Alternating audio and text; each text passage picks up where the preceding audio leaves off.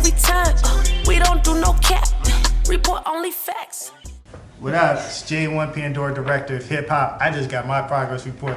You see what it is. All A's right here. Mama, you know, I ain't do this in school, but I'm doing it now, so that's all that matters. Look at all these A's, straight A's, all the way down. Y'all see it? Y'all see it? Brains are sexy.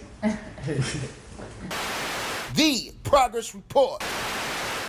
What's going on? It's your girl Lala Shepherd. Boss Brit the most lit. What's up? It's your girl DJ XL. This is the Progress Report podcast, and we got a very special guest in the building, Mr. PosterChild J1. Hey, what's happening? What's up? How you doing? are you? I'm just happy to be here. I love y'all platform. Oh Thank man, you. that mean a Thank lot. you. Definitely, man. We was just talking off air, man. I definitely been following your career for some time, so this is beautiful right now. I appreciate that. Absolutely. So, you know, share with the world, what do you do?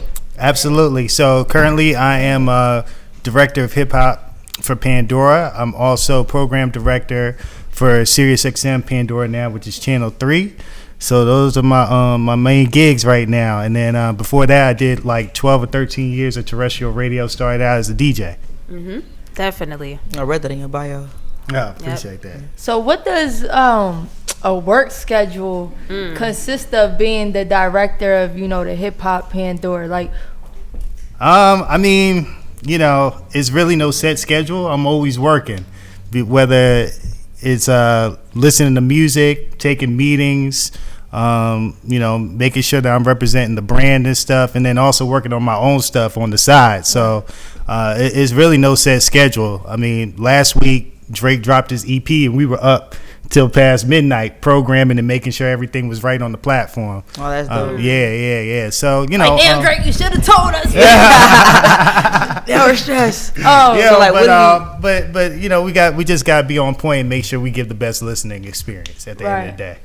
and are you like really, or are you really listening to a lot of this music coming in, or is it like your team, or So I don't really have a team. It's me and one other person. like So- don't get fucked up? Sometimes people think it's a whole bunch of Yeah, people. they think it's like 20 of us just listening to music all day, but for the longest it was just me. And then when I got promoted, I kind of put like as a contingent upon me taking a position that I was like, y'all need to let me hire somebody. Ain't no way I could take on these extra responsibilities and not have another person. So, you know, I was blessed enough that they allowed me to hire the person who I wanted to bring on. So Good. I brought in my own programming assistant who worked with me when I was up in Washington, D.C. as a program director. That's dope. What's going on? It's your girl Lala Shepherd. Boss Brit the most lit. What's up? It's your girl DJ XL. And look, we interview some of the biggest artists on the come up. Hey, man, if you ever in Atlanta, y'all make sure y'all hit us up now. Hey, hit us up today. It's where you need to be, man. The Progress Report. DM us right now.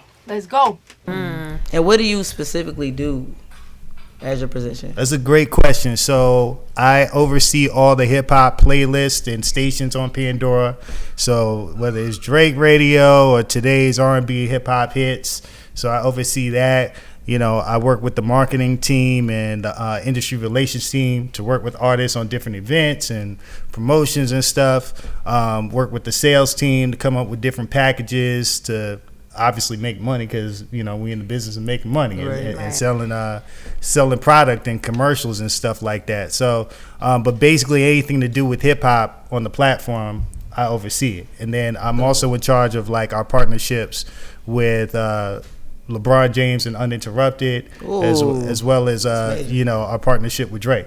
Dope. That's my Yeah. pops right there, Drake. I don't know if you know. Oh, that's your dad? Yeah, that's my dad, man. I don't know if you Okay. know, man. So, See it in my face. are the playlists, like the artist playlists, automated, or is this really like you're really doing it? Because one thing I can say is over the years, Pandora put me on to new artists that Right. Facts. really were good artists, and it wasn't oversaturated with a whole bunch of new artists that are whack or nothing. It really fit into the mix, and year down the line or something, they really buzzing. Right. He's like, that's me. No. I wish I could take the credit. That's all me. Hey, I know what people want to hear. No, so it's half the algorithm and then half like curators like myself.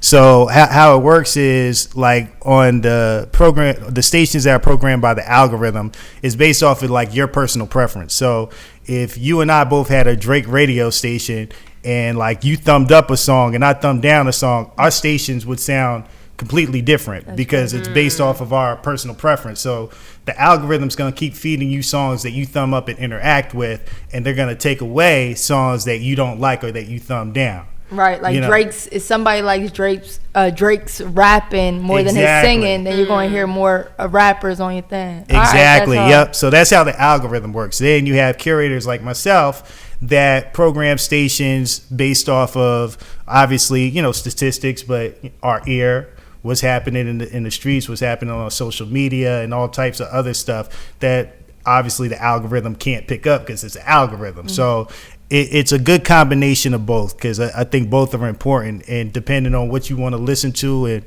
what type of listening experience you want to have, you might go back and forth. You might want to one day have the algorithm kind of like force feed or tell you what, you know, give you the songs that you've been picking out, or you want to hear something that like I'm picking out.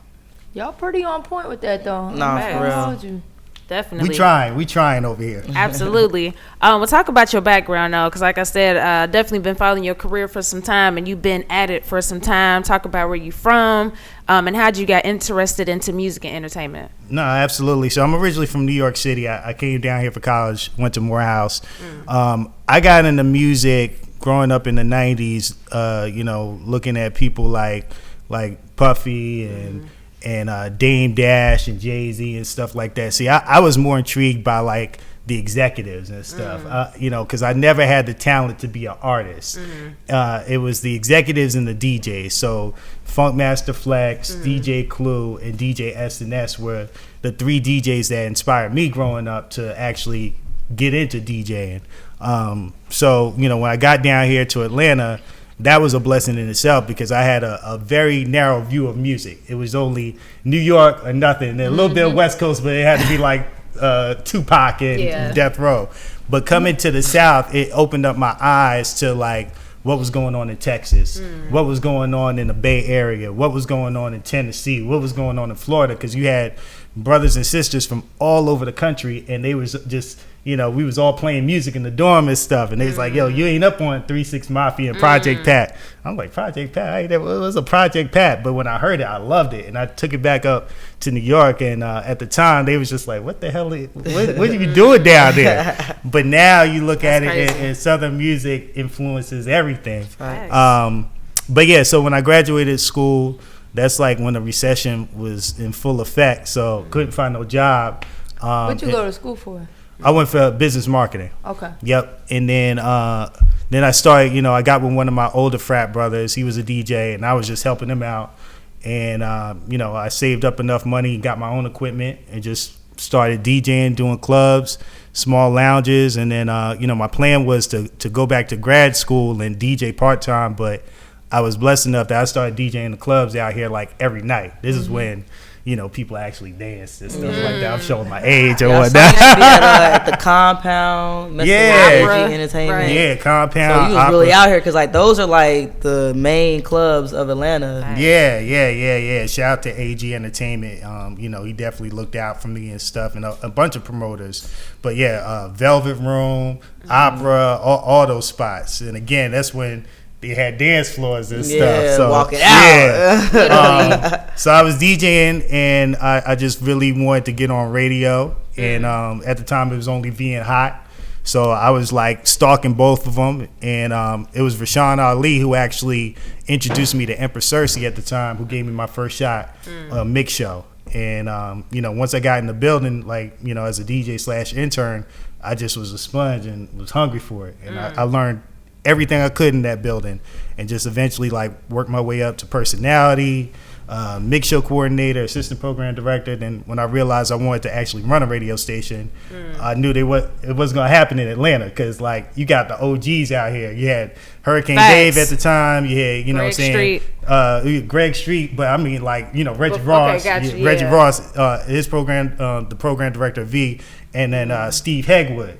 Those guys weren't going nowhere, so I realized I had to move out of state to to get that position. So I went to Indy, and then I went to DC, and I got the opportunity with Pandora. So that's the story. You've done so much, man. Like That's crazy. like, you still look young. Like, you've Nah, done so facts, much. I'm facts. just Hey, so man, confused. that's good, yo. Yeah. Was it hard to leave everything? That was you still DJing while you were moving up in Atlanta? Yeah, because what people don't realize, radio don't really pay a lot of money. Right. So I was making more money in the streets Right. than anything. And like, I'm gonna say this now, my first 4 years, I wasn't even on salary. Like I was a contracted employee, but I did it for the opportunity. I did it for the learning experience, and I did it to build my own personal brand. And again, it helped me get in with like, the Alex Gidwans of the world and the other big promoters at the time. So, I was making my money DJing in the streets. And again, this is when promoters would like pay DJs actually, a fair wage. So, how hard was it moving from all that? You had the biggest clubs in Atlanta Facts. to go to a whole other city. Did you have to rebuild your brand, or was you already? So for me, DJing was never a career move for me. It wasn't like, I always knew that eventually I would have to graduate out of it. Just for the fact, because I saw how like the older DJs got done when people like myself, Infamous, Holiday, Ace, and Cash came along. We were like the new young hot class, and they just pushed all the old DJs out and like threw them out like yesterday's garbage. And we were like, damn, these are guys that we looked up to.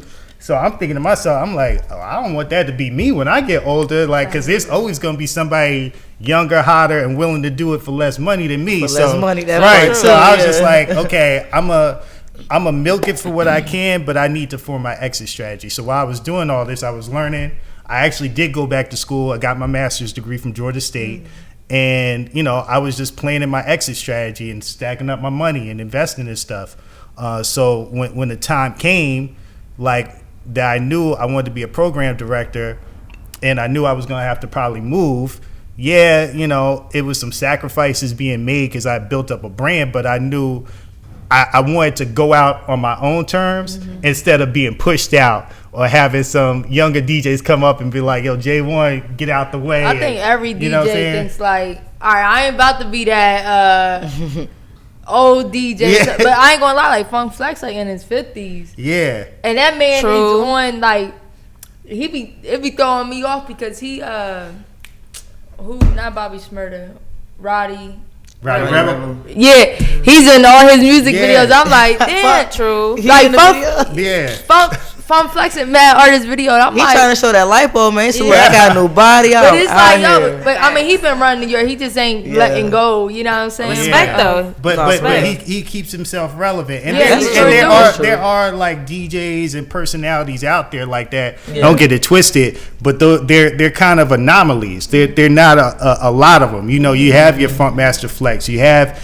your Greg Streets and your DJ Envies out there and stuff. True. But even with them, they've had to evolve in their careers. Absolutely, they mess with the younger artists. They stay relevant and messing with the younger artists, exactly. But for me, I knew, I didn't really want that. There's nothing wrong with that, but I wanted something else, and I didn't want to like roll the dice and try to like stay in the club like when I'm getting up there in my age. So and again, I don't knock nobody that does it. I just knew for me, like I wanted something different. So I when I got into these positions and I would bring a lot of young DJs into these stations, I would tell them like, you need to form your exit plan, because like DJing is great, but it might not last forever. You might not be one of the Greg Streets or the Funkmaster Flex. You might be hot right now, but that money come quick, and it can go even quicker, especially if you're not like investing it and saving it right. Especially with that nightlife. Yeah, you can get caught up in it and stuff. What would you suggest investing in? Because I know you were saying that you invested some of your money. Yeah, absolutely. I mean, obviously everybody, talks about real estate, which I definitely did. But, buying life insurance and stuff. People think, oh, life insurance, that's when I'm dead. Other people going to profit off my death. But they have life insurance policies that can actually build up like cash for you and stuff. And over the years, you can pull that cash out for different things. and it's not like a loan that you have to apply for or goes against your credit or anything like that. So I've used that to like make major purchases or buy houses and do other stuff. So things like that, you know, stocks, 401ks, simple stuff. You know, a lot of people think like investing, I gotta make these big purchases. No, you just, you know, you be consistent with it, and over time, like you build up that nest egg, and you look, you be like, damn, I got all this money stacked up, and then you can make the big purchases stuff. Or like when something like this happens, a pandemic hits, and your whole world changes, you have that money like set aside just in case something happens. Facts. That's good game. That's good game. That's a fact. How did you adjust during everything with the COVID impact? Because I know a lot of us, including yourself, went to the virtual route. I don't know if y'all was doing that before, but that's something that kind of opened our eyes. Like, duh, if we can't get in contact with these people, we can record it virtually. Nah, I definitely went the virtual route. You know, I was probably doing more Instagram lives than I ever did in my life. But it was helpful because I was able to interact and meet more artists than I normally would if we was like moving how we regularly were. So it was, you know, it sucked, but it was also a blessing in disguise, because I was really intentional as far as like not only talking to like the named artists, but like the ones on the come ups and establishing relationships with them. So I mean, it was an adjustment process, but looking back at it, you know, I always count my blessings and thank God that it didn't happen like 7 years ago while I was like DJing full time, and you know, looking around what we're gonna do when the club shut down, because like a lot of DJs during that time that I know, they was messed up, and I felt for them, and some of them, you know, I had to float, you know, some money, but you know, I was fortunate to be in the industry of streaming that actually like benefited from all this stuff shutting down. Did the streams go up? Like, what's the I mean, you know, at first everything took a dip because like nobody knew what the hell was going on. People just sad. People they adjusted to the new lifestyle, so their listening habits were different. You know, people weren't commuting to work, so it's just like people are figuring it out. But once, you know, like humanity and humans, we adjust to stuff. Once people got adjusted, they started, you know, streaming music, and actually started streaming music more. And we saw an increase in R&B streaming because people, you know, people were having almost sex. You know what I'm saying? Yeah, put that Pandora sex having them COVID babies, all that Jodeci radio and stuff. Jodeci radio. But yeah, but also, you know, people want to hear that feel good music. R&B, it's all about feelings. So it wasn't a coincidence that we going through this pandemic and people are home and depressed that they want to hear something that's going to lift them up. It's crazy to really be able to see those streams. I was about to say that too, The percent, like the algorithm, I always mess it up. But to really see impact, you know, during COVID, and really see that R&B, you know, helps heal a little more than these rappers. I mean, that's why R&B kind of takes longer to develop, whether it's an artist or a song. It don't move as quickly as hip hop, but once it pops, it has a longer shelf life. That's a fact. Facts. That's so true. Can I ask you, what are some of your favorite playlists on Pandora, or playlists that you think we should be really looking out for? Absolutely. So I would definitely say check out Uninterrupted Radio. That's the partnership with LeBron James. That's a real cool experience because we got like different subsets of that station called modes, where the athletes are actually curating like that listening experience. So like we have a tip-off mode, which we launch for the relaunch of the NBA season when they relaunched in the bubble, and you'll hear drops from LeBron James introducing songs and stuff like that. So that's a cool listening experience. And then one of my stations that I program that I really like is Top Shelf Rap and R&B.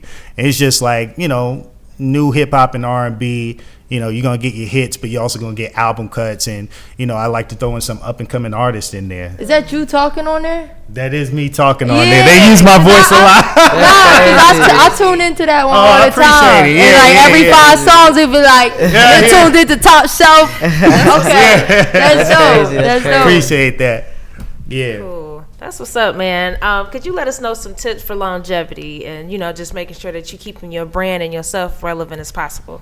Oh man, I'm try to keep it brief. Well, first and foremost, I always say keep God first. Whatever you do, be consistent. Have integrity, work hard, and try to find the gaps. When I went into the radio station, I looked around and looked for a need. I didn't try to do what everybody else was doing, because I had to find my own strengths and know my limitations. Like I said, I came up with some very talented DJs, Holiday, Infamous, Cash. And those are all my brothers. But I knew, I didn't have the bravado or the voice of an Infamous or a Holiday or a Cash. But I had to move differently to make my brand stand out. So, finding those gaps and finding ways to make yourself stand out by playing to your strengths, and then finding people that can help you with areas that you're not strong in, that can supplement your weaknesses. So I would definitely say that. And, always be forward thinking, be proactive and not reactive. Try to anticipate, what the trends are doing and stuff. I was a program director for a top 10 market in DC. We talking about Chocolate City. Everybody you done made it, but I'm doing that. But in the back of my mind, I'm thinking about how do I get over to streaming, because that's what everybody's consuming. That's where the trends are going. That's where artists are making their money and the labels are making their money. So I was I gotta figure out how to get over there. So when the opportunity came, I was just you know what, I got to do it. And a lot of people looked at me crazy because they were like, yo, you're in a powerful position. You don't know what's going to happen. And, Pandora is an older platform. I said, well, I got to start somewhere. And there's still a top 5 streaming platform at the end of the day. So, again, that was that faith. I was I'm just going to take this chance. I don't know what I'm walking into. And it's a totally different culture. I work for Radio 1, which is a black-owned company. And, that was a great experience and stuff. But then you're going into a tech company, completely different culture, night and day. So that was an adjustment process, but it worked out. And I'm glad I made the move. Respect. Can I ask you one more question? Because we have a lot of artists on the progress report. So what does an artist have to do to get on Pandora and to really get in the mix? Like I said, I was put on to a lot of new artists that actually are very successful now. Yeah. So for artists tuned in, what do they have to do to get in the mix? It's a great question. So first and foremost, you gotta have a distribution company, whether it's TuneCore, City Baby, DistroKid or whoever, because that's the way you get your music coded. You get it uploaded on all the streaming platforms, including Pandora, and they help you monetize your stream. So get a distribution company. The second thing is finding out or researching all the artist tools that each streaming platform has. Like Pandora, we have a free set of artist tools called AMP, which stands for Artist Marketing Platform. And basically with this, you can not only look at your analytics, but you could do your own audio messages. So if I'm an artist, instead of my song just coming on and it be random, I could say, yo, what's up? This is J1. I'm from East Atlanta. I made this song about my brother that passed away. If you had somebody that passed away, definitely give it a thumbs up right here on Pandora. And it'll play before your song. That's dope. Then, there's also another feature that you can actually increase the amount of streams that you get and boost it, that it sends a signal to the algorithm to send it out to more people, but it does it strategically. It sends it out to people that have thumbed up similar songs that are similar to the music that you make. So that's paid marketing, a paid. No. I mean, all this is free. Again, these are free artist tools, and I get on the company all the time because I'm we got a great platform, but we not telling the world about this. But I never heard about this. Yeah, exactly. I didn't know about it either. I don't know if it would mess up the actual flow of things, but even if artists could pay, just like how Instagram Boost is if you got $100 budget, now you're getting more exposure. Right. Well, what I tell artists, because again, different DSPs have different tools. Some of them are free. All of ours are free. Some of them you have to pay for.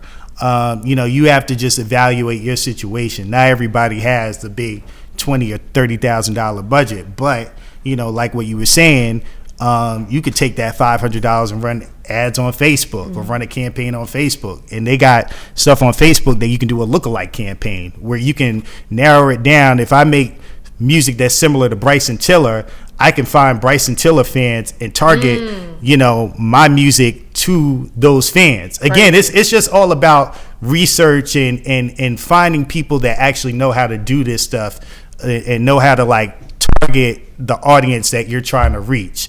And again, if it's done effectively and it's done strategically, you can build an audience and you can build it organically without, you know, having to do a gimmick or pay people off to play your music and all that kind of stuff. That's dope. That's dope. You gave us a lot of game today. Yeah. Facts. So I wanted to ask another thing too, or Yeah. kind of talk about another thing too. One thing that was important to me growing up and that got me interested in music and entertainment was Rap City. Yeah. So talk about just your appearance on Rap City and just your thoughts on the current state of music Oh, and man. its changes. You really did your research. I forgot about that. Yes. Man, I was so hyped about that. Like, I was so nervous as well. bet. Like my hands were literally shaking when I was supposed to be DJing, and but it, you know, it right, exactly. It was a great experience, and but you know, it's changed. You don't really see shows like that anymore because content, you can consume music and content anywhere. So true. You know, and you got great platforms like what you guys are doing and other platforms out here that, you know, why should I wait once a week or at a certain time to watch a countdown show when I can just go either to like YouTube and look at something, or I can go listen to it on a podcast or make my own playlist or follow different playlists that I like. So, you know, again, it's just times change and stuff. So, again, I thought that was a great opportunity. But, you know, it's not something that I really think about or dwell on and say, man, I wish they brought back Rap City and all that other stuff. Because, again, you got to embrace the change. If you try to hold on to stuff, you're going to get left. True. It's crazy because I remember like DJing like 10 years ago. DJs would really get music before everybody else. Yeah. You know, you could drop a mixtape and give everybody the exclusives. You know what I mean? Yeah. Now it's like once it dropped, everybody got it. Everybody Are got it. y'all overwhelmed with new artists? Like even popping artists? Like how do Yeah. you keep up? Because as a DJ, that is so hard. It can be overwhelming at times, and I'm very transparent with people when I speak on platforms like this or panels. I tell people all the time, it's like we get ingested with like 30,000 songs a week, you know, and that's just across all genres. Gosh. And, you know, we're talking about, you know, just in hip hop alone, we're talking about indies, we're talking about the distribution companies, we're talking the major labels. So we got to listen to a lot of this music. I'm not going to get to everything. Right. So I got to weed out a lot of stuff.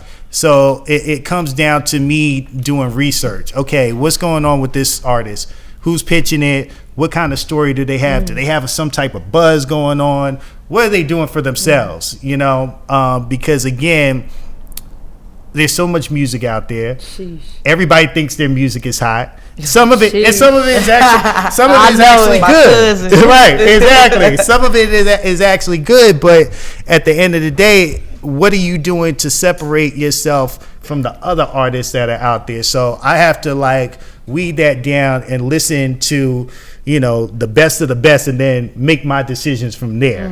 You know, but I always tell artists, no matter where they're starting out at, look, you know, I can't playlist everybody, but I can give you the tools, I can give you the knowledge Right.